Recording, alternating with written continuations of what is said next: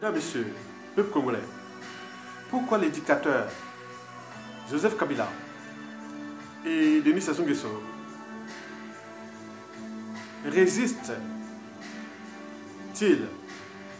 tout en massacrant les Congolais? C'est pas sorcier.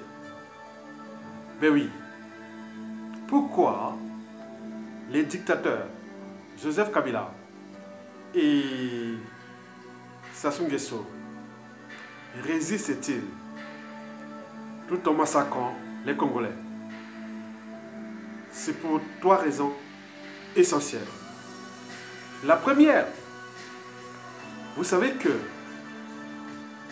Joseph Kabila et M. Denis Sassou Nguesso sont très bien informés par des intelligences, des stratèges et voire de la matière qui nourrissent leur tyrannie liberticide, antidémocratique, antisociale et criminogène. Oui, ces intelligences, ces stratèges qui les ont placés là,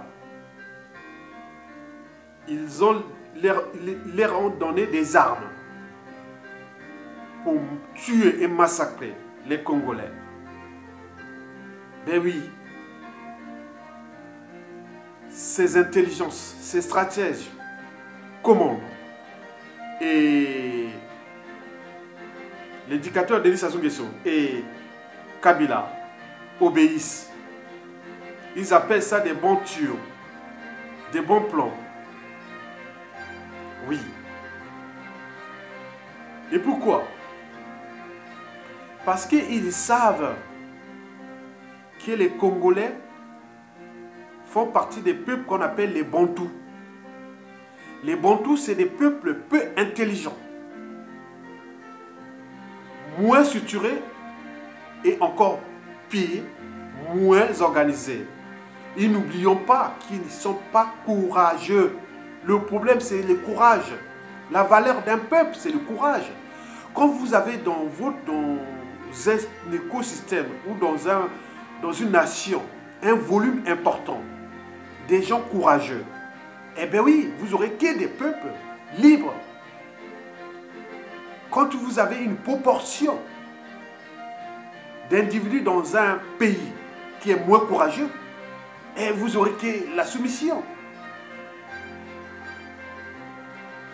La soumission ou le courage est transmise par le sang, par les gènes, par le chromosome X. Regardez, vous remarquerez comme moi, ou vous constaterez comme moi. Prenez toutes les femmes blanches ou arabes. Elles sont plus courageuses que les militaires, tous les militaires bantous réunis des deux Congos ou de tous les bassins du Congo. Et pourquoi? Parce que le courage est transmis par le sang, par les gènes. Regardez la condition de vie.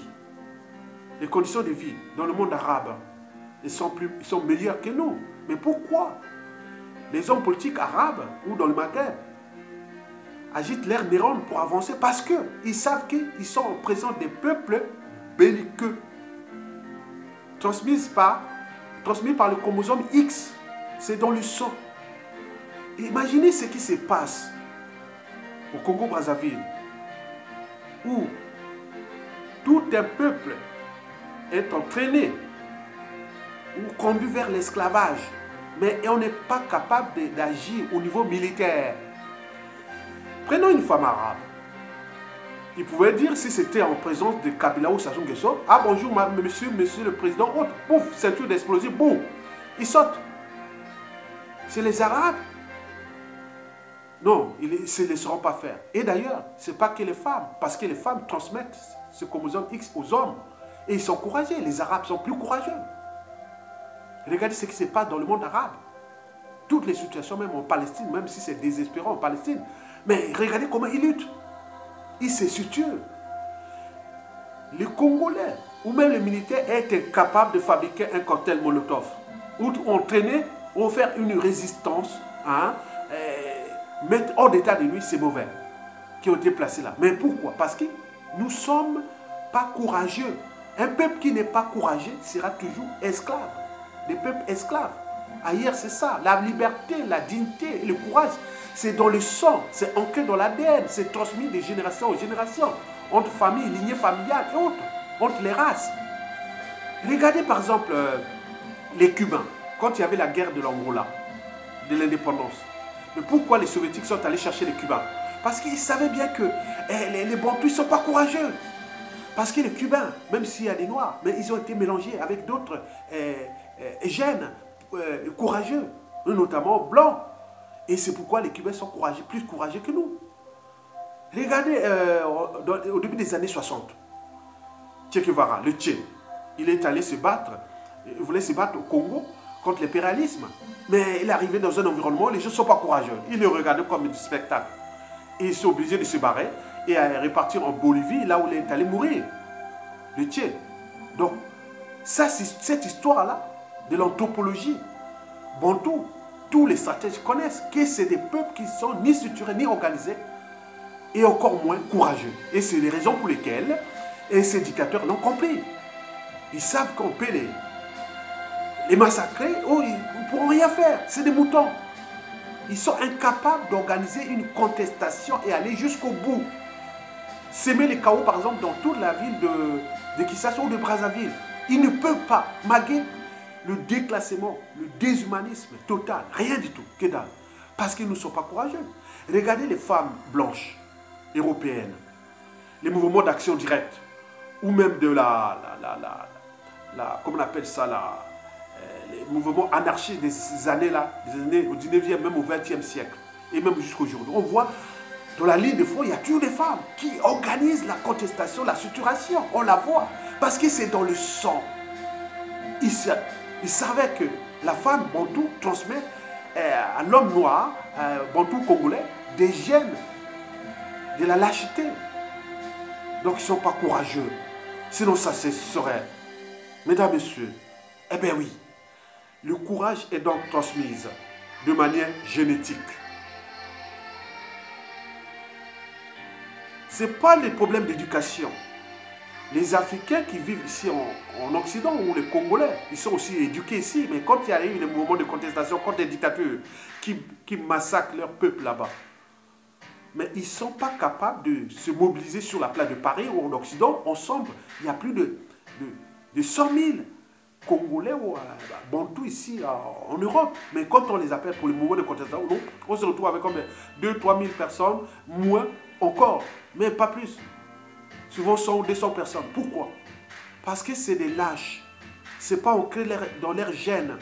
Donc il faut chaque fois les motiver face au but même de la condition humaine ou sociale, ou des droits de l'homme ou humanitaires. Mais non. Il faut qu'ils soient devant un mur pour réagir. Alors qu'ici, on anticipe, on s'organise, on se structure. Regardez la vie de Brazzaville ou de Kinshasa. On peut le mettre à faire à son pour que l'éducateur parte. À Kinshasa, 20 millions d'individus ne peuvent pas mettre une situation de chaos structuré dans tous les quartiers de points d'attaque, où on met des pneus, des côtés Molotov et autres. Ça va être du bordel et il sera obligé de se barrer. Mais pourquoi? Et même, ça peut aller plus loin. Il dit, monsieur le président, autre, l'attaquer carrément. Mais non, pas possible, parce qu'on n'est pas courageux. Et c'est ça le problème. Et c'est ça que, comme ils ont compris ça, donc c'est pourquoi, avec les moyens armés qu'ils ont confisqués de leurs pays respectifs, ils vous massacrent. Si tu parles, tu meurs. Si tu ne parles pas, tu meurs. Alors, parle et meurs. Mais pourquoi? Ils ne sont pas capables. Même les soldats. Je vous dis que les femmes arabes et européennes occidentales sont plus courageuses que tous les militaires réunis. Au niveau déjà de l'intelligence. Ou de la structuration, de la contestation, ou même de l'organisation. Regardez ici pendant la Seconde Guerre mondiale. C'était toujours des femmes qui étaient là, les résistants, les agents relais et autres. Ils ont organisé. Et jusqu'à aujourd'hui, c'est des peuples belliqueux. C'est des peuples qui ne se laisseront jamais faire. Parce qu'ils ont des femmes qui ont des gènes du courage dans leur sang et qui transmettent à leurs enfants et ils deviennent des adultes et militaires autres. Et ils sont intelligents. Ils ne se laisseront pas faire. Mais nous, on se laisse faire. On préfère s'indigner. L'indignation, c'est l'inaction.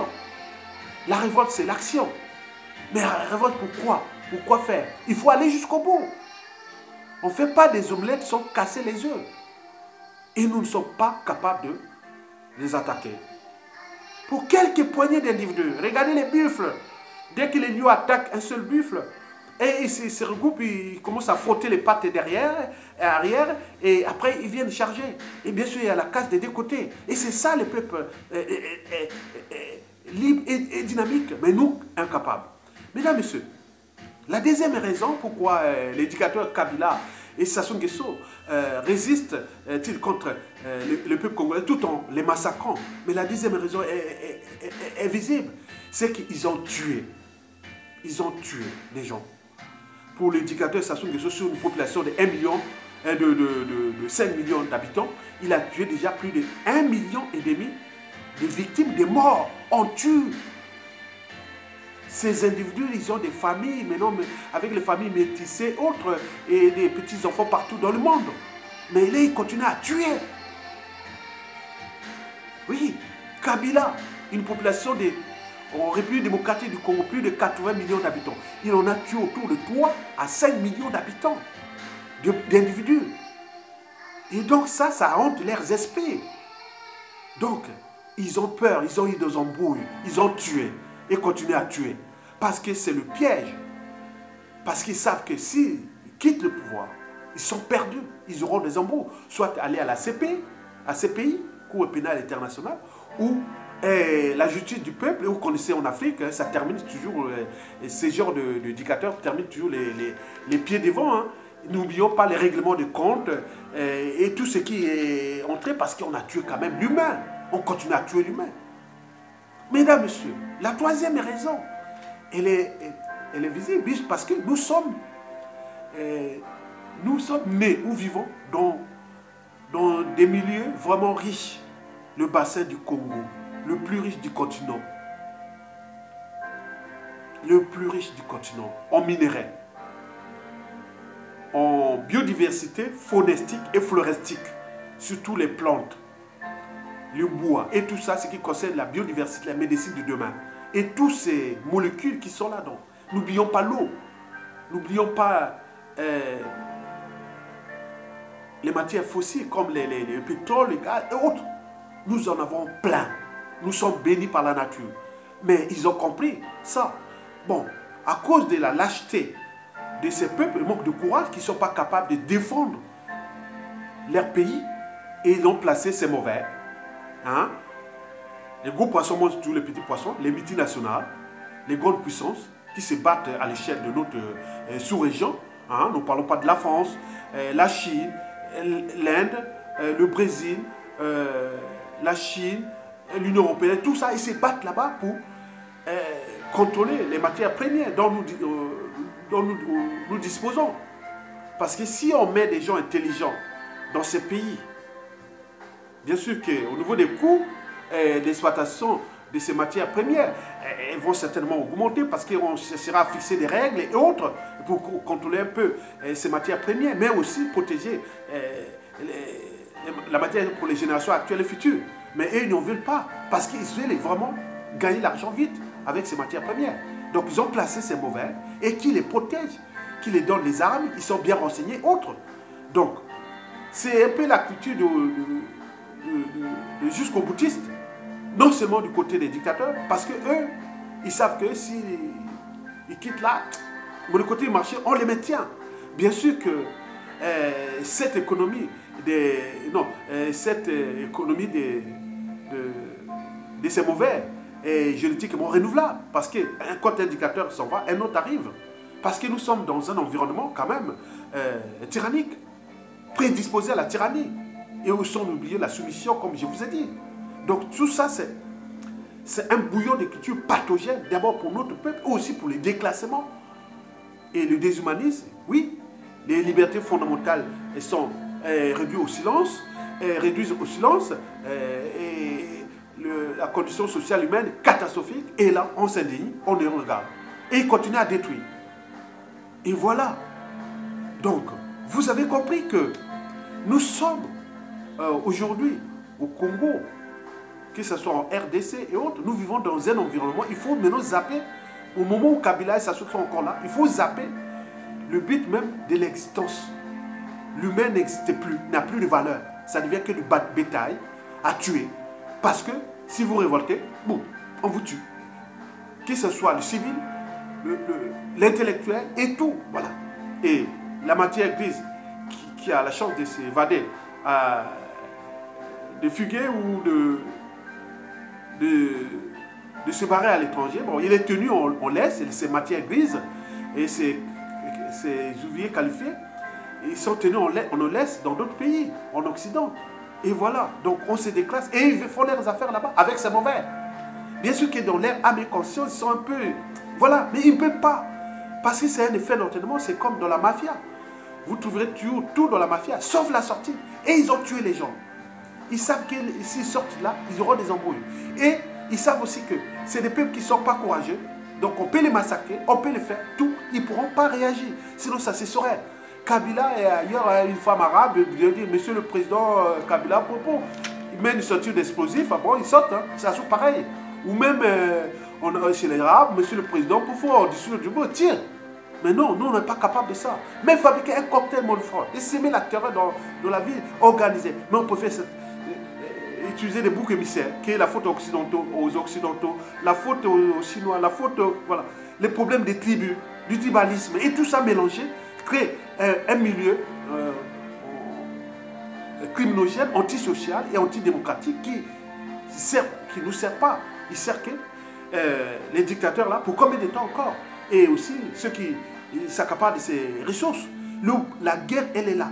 La guerre de la privation des alternatives politiques dans ce bassin, alternatives politiques, c'est-à-dire que ça change, non, ça ne change pas. Vous remarquez que dans le bassin du Congo, 100% des régimes politiques sont à caractère liberticide, antidémocratique, antisocial et criminogène. Et pourquoi?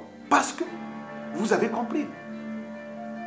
Donc, nous avons un problème avec notre profond existence, hein? L'existence profonde, au niveau du sang, au niveau de ce que nous sommes. Nous ne sommes pas intelligents pour organiser, structurer la contestation. La libération de Paris, quand il y avait des alliés, qu'on savait bien que les alliés arrivaient, mais ils ont mis des points de chauffement partout. On coupait on enlevait les pavés, on jetait sur les chars allemands, on faisait... Non, tous les matériels, que ce soit policiers, de la Gestapo ou même des armées allemandes. Mais ils ne pouvaient pas être tranquilles. On jetait une bouteille de cocktail moteur sur un char ou sur une voiture de police qui passe. Et partout, si ça devient comme ça, c'est infernal. Parce que ce n'est pas des robots, c'est des humains. Ils vont dire à un moment donné, on lâche. Mais vous, on ne peut pas organiser dans une ville de 20 millions d'habitants à Kinshasa, organiser la contestation dans tous les quartiers. Tout est bloqué. C'est là, c'est dans le cerveau. Structurez ça. Mettez plusieurs points d'attaque. Donc Kinshasa. Attaquer qui? Les forces de police, les forces de répression ou les forces de la justice. Tous les militaires là qui passent là, qui sont avec Kabila, ils passent là, pouf, on les entend. Donc c'est un problème d'organisation ou des barricades et autres. Mais là, on ne peut pas. On ne veut pas envoyer les gens aller au palais. Non, ils vont tirer parce que eux, c'est des gens qui ne respectent pas l'humain. Ils ne respectent pas l'humain. Ils ont peur des Européens et des Arabes, mais ils s'attaquent à leurs semblables noirs. Parce qu'ils savent que c'est des peureux, c'est des gens qui ne sont pas courageux. Et c'est pourquoi ils restent là. Et après, qu'est-ce que ça fait? C'est un effet d'entraînement. Kabila part, il y aura encore un autre Kabila qui arrivera. Sassou part, il y aura encore un autre Sassou qui arrivera.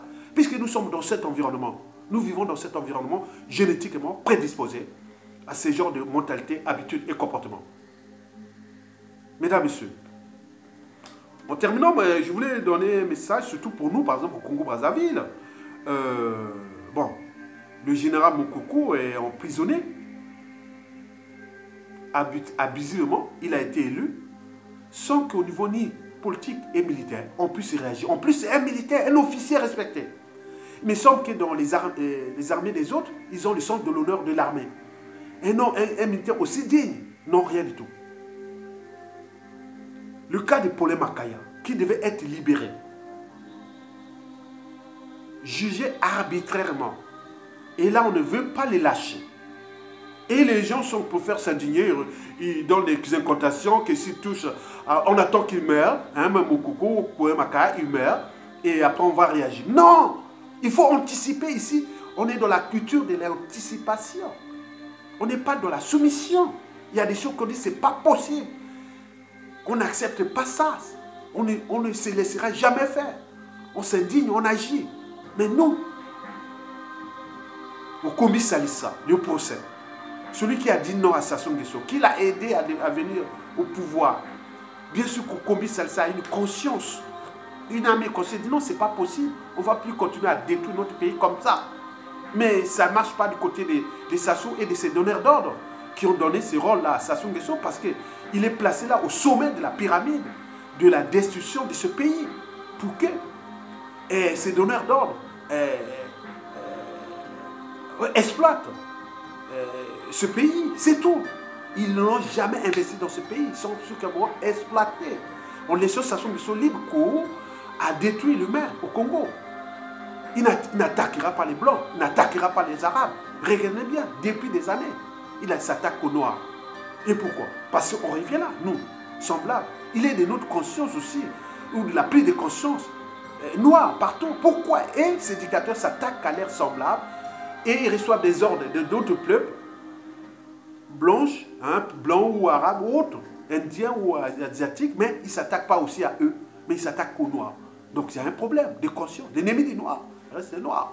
L'ennemi de l'Afrique, c'est l'Africain. Donc il y a une certaine mentalité noire qui nuit gravement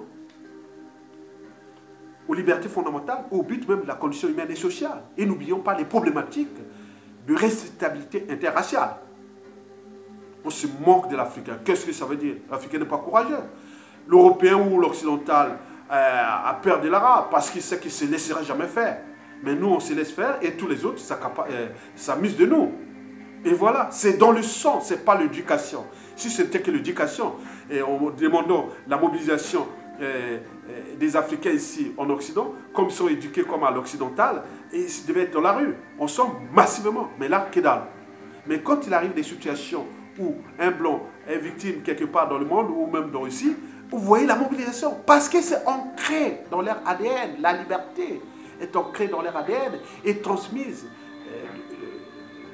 entre générations au terme de transmission des valeurs de liberté, de dignité et de justice. Et je dirais même du courage d'oser dire non et d'agir. On s'indigne, après on agite les neurones. Et chaque fois, il y a toujours les résultats. Mesdames, Messieurs, bon, vous avez vu que Sassou Nguesso, c'est quoi l'homme de... C'est quoi comme Dieu, il croit qu'il est Dieu, mais il est au bout du rouleau. Mais je vous ai dit que la génétique, le comportement, les mentalités sont là. Ils n'ont pas là, ils se sont transformés seulement. Rien ne se crée, rien ne se perd, tout se transforme. Donc ce que Sassou Nguesso est en train de faire aux autres, ça va revenir. Parce que tout se transforme. La haine, les rancœurs sont dans la mémoire et la conscience individuelle et collective.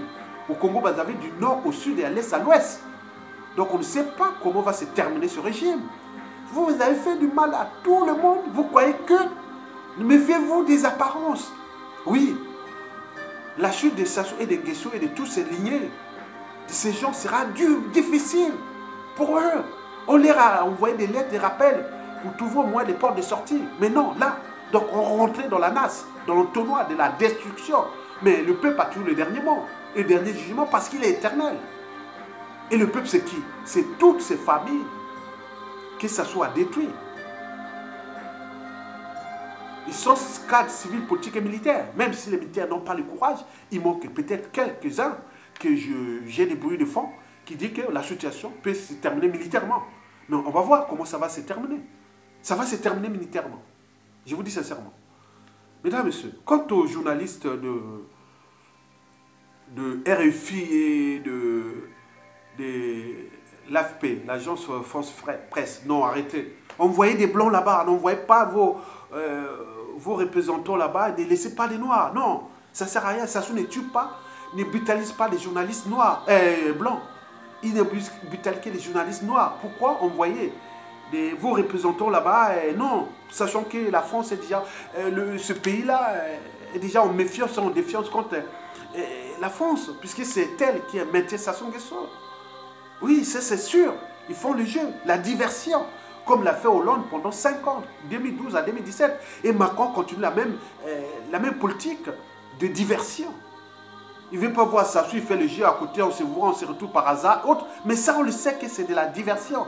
Mais on ne sait pas comment cette affaire va se terminer. On ne le sait pas. Personne ne le sait. Mais ce qui est sûr, il y a un consensus que la France devient le problème de la démocratie ou des alternances politiques en Afrique francophone et notamment dans le bassin du Congo. Et c'est ça le danger au niveau de ses intérêts actuels et futurs. Et c'est ça. Si la France ne prend pas ses responsabilités en éjectant vite ces mauvais, Sassou Nguesso, et pour qu'on trouve une solution, comme la vie à bicyclette, pour garder l'équilibre, il faut avancer. Ce n'est pas des trucs qu'on va dire, on va partir comme ça, la France dégage, sort du Congo. Non, même si certains esprits pensent comme ça. Mais il s'agira bien sûr d'un processus de reconstruire ce dynamisme politique, géostratégique et économique entre les deux nations. Donc s'il ne prend pas ses responsabilités, eh bien oui, c'est des cycles. On a eu l'esclavage, puis arrivé le colonialisme. Aujourd'hui, on vit le néocolonialisme et peut-être que ça va se terminer d'une manière ou d'une autre. C'est des cycles. Mesdames, Messieurs, donc je résume que si Joseph Kabila et Denis Sassou Nguesso résistent contre les Congolais tout en les massacrant, c'est pour ces 3 raisons-là. Parce qu'ils sont, première raison, sont en présence d'un peuple qui n'est pas courageux. Sinon, ça cesserait. C'est pourquoi, avec les moyens de l'État dont ils disposent, avec des intelligents qui les conseillent, ils les massacrent, ils massacrent ces peuples pour la gouvernance par la terreur. Et en même temps, les autres pompent les ressources jusqu'à combien de temps encore. La deuxième raison, c'est que ils ont tué les gens, quoi. Ils savent que leur fin de règne sera difficile. Bien sûr qu'ils ont fait la lecture de la chute de la plupart des dictatures ou des dictateurs depuis ces 50 dernières années. Ils le savent que ça va être parfois brutal et chaotique avec désolation. Il y aura des morts, des règlements de comptes, des scènes de lynchage, de poursuites durablement dans l'espace et le temps. Donc ça, c'est on ne détruit pas un pays comme ça et on reste impuni. Non, non. C'était avant. Maintenant, là, avec la culture globale, la conscience universelle et tout ça, ça ne se passe plus, ça ne va plus se passer. C'est les responsabilités. Ils doivent prendre les responsabilités maintenant. Parce qu'ils peuvent encore s'entêter, peut-être 1 mois, 2 mois, 3 mois, 4 mois, peut-être 1 an encore, ou 3 ou 4. Mais de toute façon, la fin est là, sera là. Mais c'est l'après. Les conséquences seront terribles. Parce que je vous dis que la haine est déjà là. Et la troisième raison, c'est le problème que nous sommes dans un bassin qui est riche, très riche, et que les gros poissons mangent des petits poissons, mais pour eux, ils préfèrent laisser ces mauvais qui ont moins de neurones dans leur cervelle, et on leur donne des armes massacrées pour leur soi-disant que dictateur ou chef d'État ou autre, et ils s'accaparent de ça, ils aiment le pouvoir pour le pouvoir, et ça fait rouler l'économie mondiale au détriment de la vie humaine et de ces pays. Mais pour combien de temps encore? Pour combien de temps encore? Parce que les gens ont compris ce système. Et c'est ça le danger. Mais je vous dis qu'on ne sait pas comment va se terminer Kabila ou Sassou Nguesso. Mais je vous informe, si Kabila tombe, Sassou tombe. Inversement. Parce que les deux Congos ne voudraient pas avoir en face à face un ennemi en face. Aujourd'hui, Kabila et Sassou Nguesso se soudent parce qu'ils savent que si ça tombe de l'autre côté, l'autre tombe. Il n'y a pas un État est capable d'acheter des missiles, faire tout ce qu'il peut acheter ou organiser une rébellion ou autre. Non, mais c'est bon, nous avons mis des frontières énormes. Il y a 1000 stratégies dès que vous avez mis pied dans un pays. Donc, ils le savent. Donc, c'est pourquoi ils se soudent. Et les puissances l'ont compris. Ils préfèrent encore garder les deux. Sassou Nguesso et Kabila pour qu'ils continuent encore à exploiter un petit peu. Mais la haine monte, la marée monte. On détruit, on détruit, on détruit. Mais c'est comme un volcan explosif. Donc ça y est de prendre conscience de cela, de tous ces embrouilles qui ont sémé à ce peuple. Voilà le noir. Au niveau de la respectabilité interraciale, vous allez vous retrouver où? Quand vous allez fuir. Ou d'autres, mais peut-être ils peuvent perdre leur vie. Mais ceux qui sont les enfants, petits-enfants et tous ceux qui sont autour de ça, mais arrêtez. Vous connaissez l'Afrique. Vu que vous n'avez pas porté l'éducation, vous avez que s'aimer la haine. Donc elle va revenir de façon encore brutale pendant la chute. Donc arrêtez. Mesdames, Messieurs, je vous laisse comme je vais trouver. Je vais donner quelques conseils parce que moi je suis un lanceur d'alerte, un éveilleur de conscience. Oui, donc c'est tout. Donc je dis que parce que c'est quand même malheureux qu'on détruit l'humain là-bas. Et les Africains, les intellectuels, les gens qui sont dans l'étranger ne peuvent plus aller là-bas parce que c'est un problème aussi de conscience. Tu ne peux pas aller à côté, les gens sont dans la merde totale dans un pays riche. Et à côté, vous voyez les voitures, les véhicules des forces de la sécurité. Et si on est partout, terroriser les gens et autres. Vous êtes dans un environnement où à toute instant, vous pouvez être arrêté ou torturé ou assassiné ou disparu ou autre. Donc on se devient, donc c'est jamais vu. Mesdames, Messieurs, je vous remercie. Dans votre âme et conscience, prenez acte de cette vidéo. Et merci.